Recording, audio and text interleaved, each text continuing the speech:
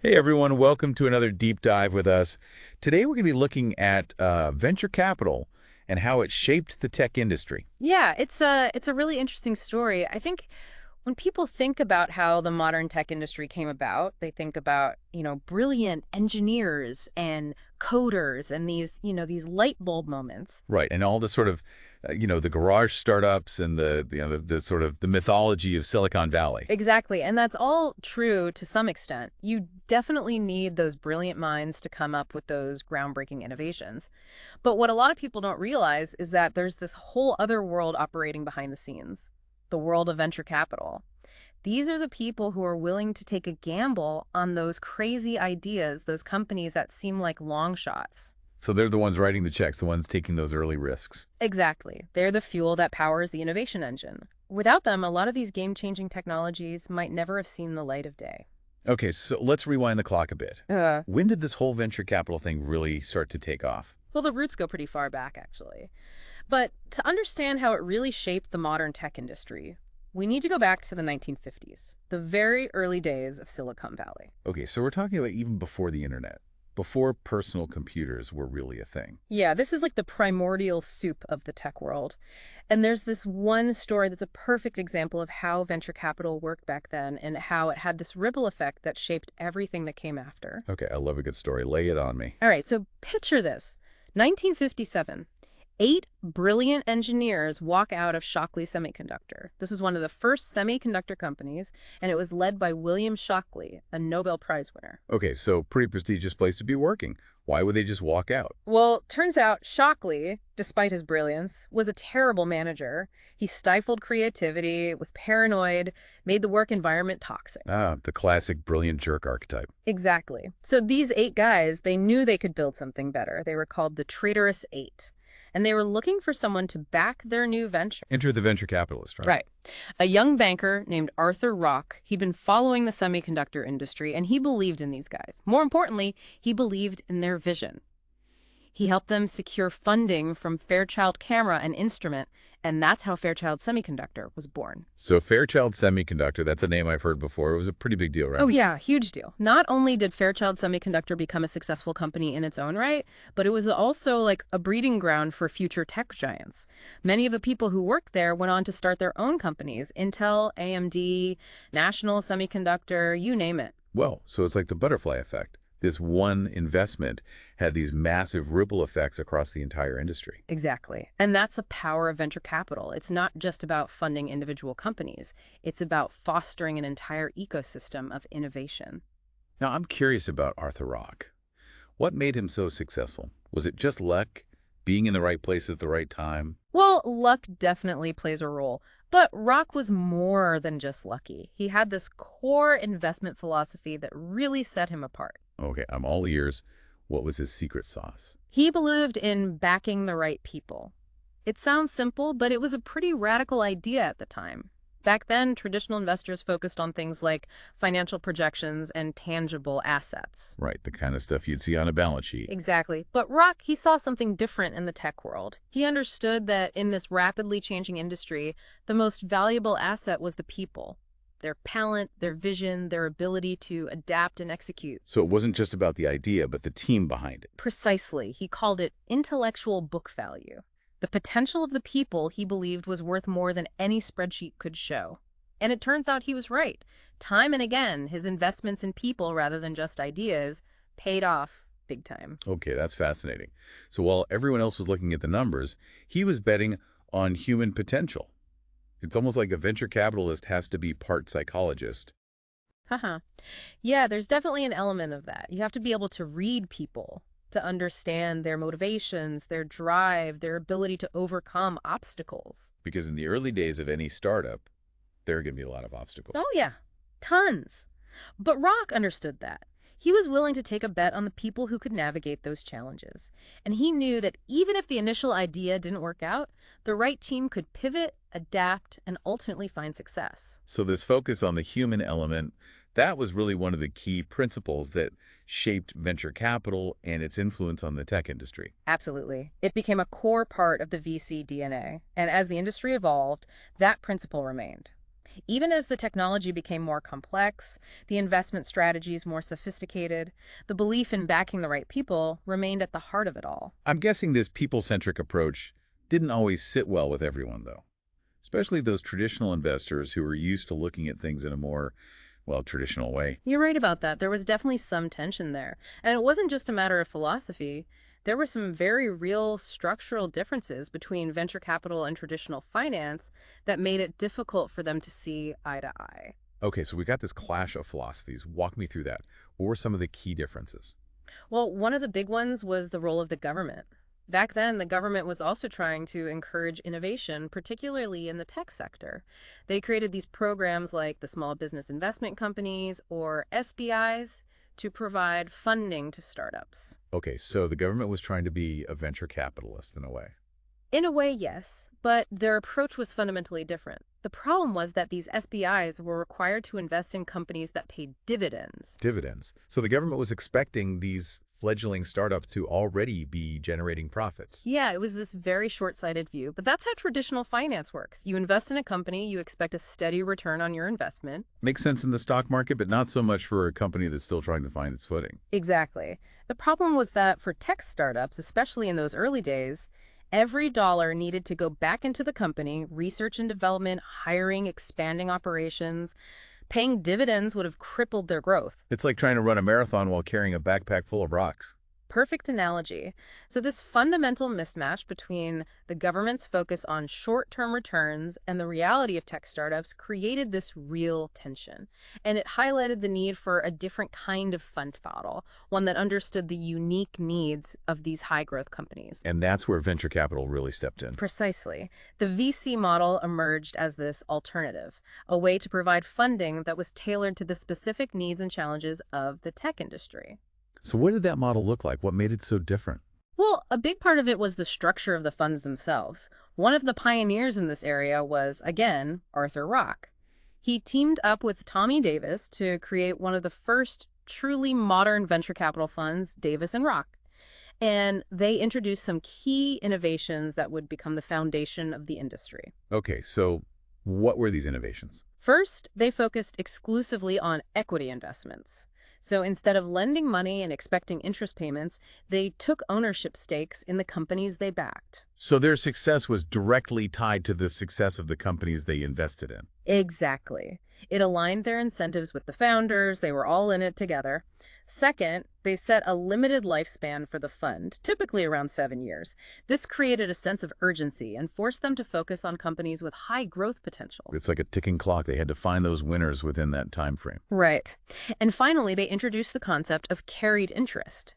This is a percentage of the profits that the fund managers get as a reward for their success. So it's like a performance bonus. Exactly. It incentivizes them to find and nurture those companies that will deliver big returns. Okay, so we've got this new fund structure that's tailored to the high-growth, high-risk world of tech startups. But did they change their investment philosophy? Did they start looking at financial projections and all that traditional stuff? You know what? Not really. They doubled down on what Rock already believed in, back the right people. They recognized that in the unpredictable world of tech, betting on exceptional people was still the smartest strategy. So even with a more structured fund, the human element remained at the core of their investment philosophy. Absolutely. And that's a lesson that has echoed through the decades. Venture capital is about more than just money. It's about identifying and supporting those individuals who have the vision, the drive, and the talent to build the future. And, as the tech industry itself started evolving, venture capital kind of evolved along with it. So what you're saying is it wasn't just this like static thing. It had to adapt to the changing landscape. Right, exactly. Like anything else, it had to evolve or would have become irrelevant. And one of the big shifts that happened was that VCs started getting a lot more hands-on. So they weren't just writing checks and then sitting back and waiting for the returns. No, they started to realize that they could actually play a more active role in helping these companies succeed. And that's where you see these legendary figures like Don Valentine from Sequoia Capital and Tom Perkins from Kleiner Perkins come in. Okay, so these were the big names, the rock stars of the VC world. Oh, yeah, they were the real deal. They understood that building a successful tech company wasn't just about the technology itself, it was about so much more. So what were they doing differently? Well, they were mentors, connectors, strategists. They were bringing their own experience, their own networks, their own hard-earned lessons to the So it table. was like a partnership. They were more than just investors. They were almost like co-founders in a way. Yeah, I think that's a good way to put it. They were deeply involved in the companies they backed, and they Yeah. weren't afraid to get their hands dirty. Give me an example. What's a classic Don Valentine story? Well, one of the most famous ones is his investment in Atari. Atari. Wow. That takes me back. Pac-Man, Space Invaders, all those classic arcade games. Exactly. Valentine saw the potential of video games before most people did. He recognized that it wasn't just a fad, it was a whole new form of entertainment, and he was willing to bet big on it. So he bought Atari, but did he do more than just provide the funding? Oh, yeah. He was very hands-on. He helped recruit Nolan Bushnell, the founder, and he was actively involved in shaping the company's strategy. So he wasn't just betting on the horse, he was helping to train it. Exactly. He also pioneered this idea of stage-by-stage financing. This meant that the capital was released in chunks as the company hit certain milestones. Okay, that's smart. Keeps everyone focused and accountable. Right. It reduces the risk for the investor, and it makes sure that the company is actually executing on its plan. So it's a win-win. Now, what about Tom Perkins? What was his style? Perkins was another sharp mind. He had this amazing ability to see the big picture, to understand the trends that were shaping the future. And he was drawn to companies that were solving really big, hairy problems. Like what? Well, a great example is his investment in Tandem Computers. This was a company that made fault-tolerant systems. So these were computers that were designed to never crash. Never crash. That sounds ambitious. It was. But Perkins understood that as businesses became more reliant on computers, reliability was going to be crucial, especially for things like banking, finance, air traffic control. Yeah, you definitely don't want those systems going down. Exactly. And Perkins was right. Tandem Computers became a huge success. Their systems were used by some of the biggest companies in the world. So both Valentine and Perkins were really shaping the industry, not just reacting to it.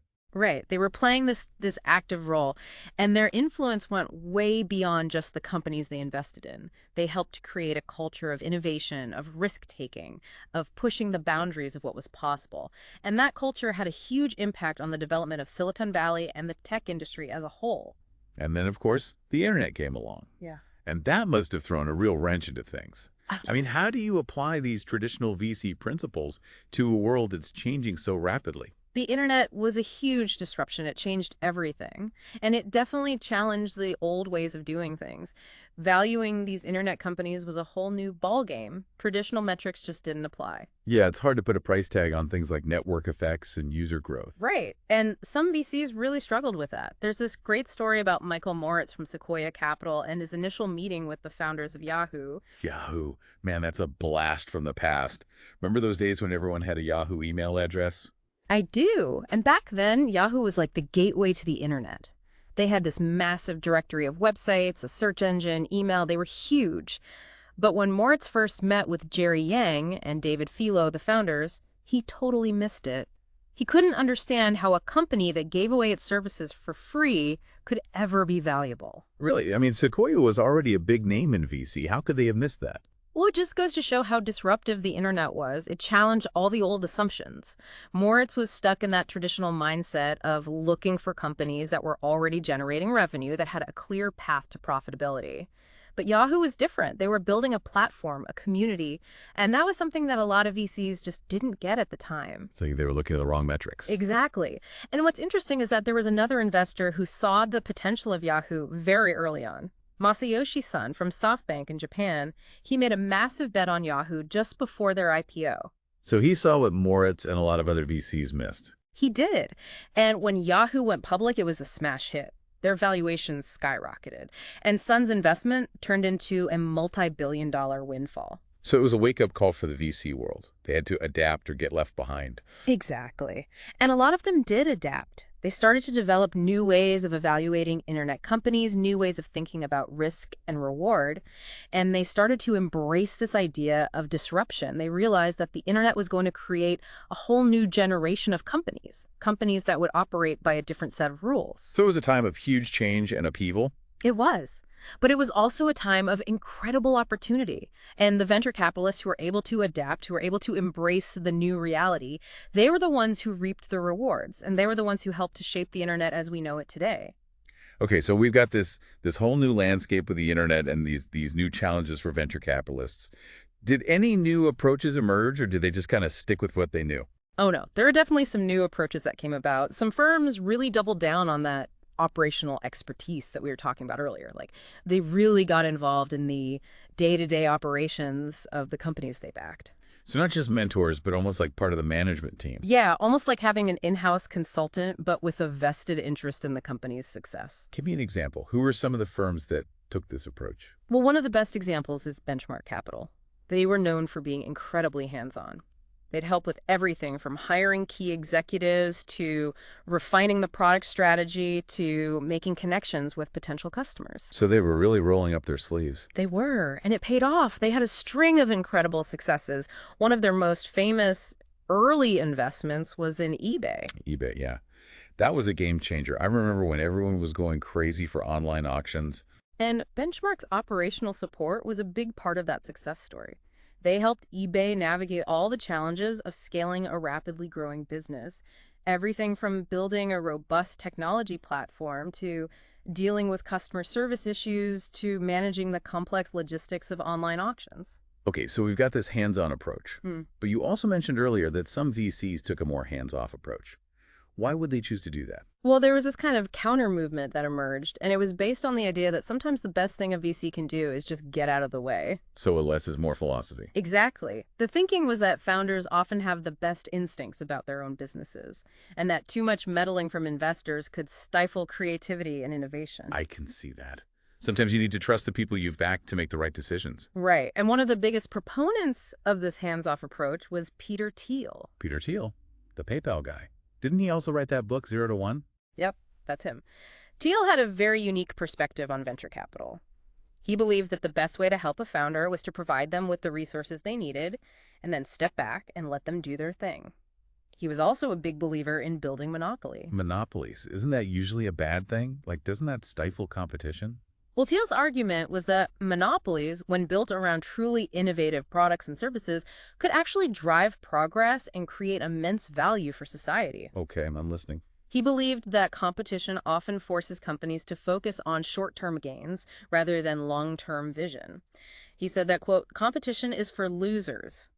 His philosophy was all about building something truly unique and defensible, something that would dominate its market. So Benchmark and Peter Thiel, two very different philosophies. Which one was right? Well, that's the thing about venture capital. There's no one right answer. It's not a science, it's an art. What works for one company might not work for another, and what works in one era might not work in the next. So it's all about adapting and evolving. Exactly, and that's what makes it so fascinating. Now, besides these different philosophies, there were also some other big changes happening in the world of venture capital. We saw the rise of angel investors. These are individuals who invest their own money in early-stage startups. So not firms, but individuals. Right, and they often come in even earlier than traditional VCs. They're willing to take on more risk because they see the potential in a founder or an idea, even when it's still very raw. Any famous examples? Oh, yeah, tons. One of the most legendary angel investors is Andy Bechtolsheim. He was one of the founders of Sun Microsystems. Sun Microsystems. Weren't they a big computer company back in the day? They were. And Bechtolsheim had this amazing knack for spotting promising startups. One of his most famous investments was in a little company called Google. Google. Wow. So how did that happen? Did he just walk into their office one day and say, hey, I like what you're doing. Here's $1 million? It's actually an incredible story. Bechtolsheim met Larry Page and Sergey Brin, the founders of Google, at a friend's house in Menlo Park. They showed him their prototype search engine, and he was blown away. Right there on the spot, he wrote them a check for $100,000. Wait, he wrote them a check in a parking lot. That's amazing. Yep, right there in the driveway. And that check, along with investments from a few other angel investors, gave Google the runway they needed to get off the ground. So angel investors were playing a crucial role in funding innovation, especially in those early stages when traditional VCs were still hesitant. Right. And as angel investing became more popular, it actually started to shift the balance of power in the startup world. Founders had more options, more leverage. They didn't have to jump at the first offer from a VC. They could shop around, negotiate better terms. So it was a good thing for entrepreneurs. Absolutely. And this trend continued with the rise of accelerators like Y Combinator. Y Combinator. Now, that's a name I've heard a lot. Mhm. What exactly is an accelerator? It's basically a program that provides mentorship, resources, and a small amount of funding to a batch of startups over a period of a few months. It's like an intensive boot camp for entrepreneurs. And Y Combinator was one of the first, right? Yeah, they were pioneers. Mhm. Founded by Paul Graham, a well-known programmer and essayist, Y Combinator, had this vision of democratizing access to startup funding. They wanted to help anyone with a good idea turn it into a successful company. And they had a very specific focus. What was that? They were all about turning hackers into founders. Hackers. Like the people who break into computer systems. Not exactly. In this context, hacker refers to someone who is incredibly skilled at building things, at solving problems using technology. They believed that these were the people who had the potential to create the most innovative and impactful companies. So Y Combinator was looking for the builders, the creators, the people who could actually make things happen. Right. And their model was incredibly successful. They funded hundreds of companies, many of which went on to become household names. Dropbox, Airbnb, Stripe, Reddit, just to name a few. Wow, that's an impressive track record. Yeah. So Y Combinator and angel investors were really changing the game, making it easier for entrepreneurs to get funding and support. They were, and this whole ecosystem of innovation was really starting to flourish. But it wasn't just happening in the US. There were some really interesting things happening globally, too. Like what? Well, one of the most significant trends was the rise of Chinese venture capital. China had this huge untapped market, a rapidly growing economy, and a government that was eager to support the development of a domestic tech industry. So it was like the perfect storm. It was. And American venture capitalists saw the opportunity. They started pouring money into China, funding a new generation of entrepreneurs who were building companies that were tailored to the specific needs of the Chinese market. So was the Chinese VC model just a copy of the American model? It drew heavily on the American model, but it also had its own unique characteristics. Right. The Chinese government played a much more active role in shaping the industry. They created policies that encouraged investment, they provided funding to promising startups, and they even helped to connect Chinese companies with foreign investors. So it was a more collaborative approach. In a way, yes, and it led to some incredible success stories. Companies like Alibaba, Tencent, and Baidu became global giants. Wow. So we've covered a lot of ground here. We've talked about the early days of venture capital, the rise of Silicon Valley, the impact of the internet, the different investment philosophies, and the global trends that are shaping the industry. Yeah. What are some of the key takeaways from all of this? I think one of the biggest takeaways is that venture capital has played a crucial role in shaping the modern tech industry. It's been the fuel that has powered innovation, the catalyst that has driven progress, but it's also an industry that's constantly evolving, constantly adapting to the changing landscape. It's a story that's still being written. Exactly. And as we look to the future, there are some big questions that we need to ask ourselves.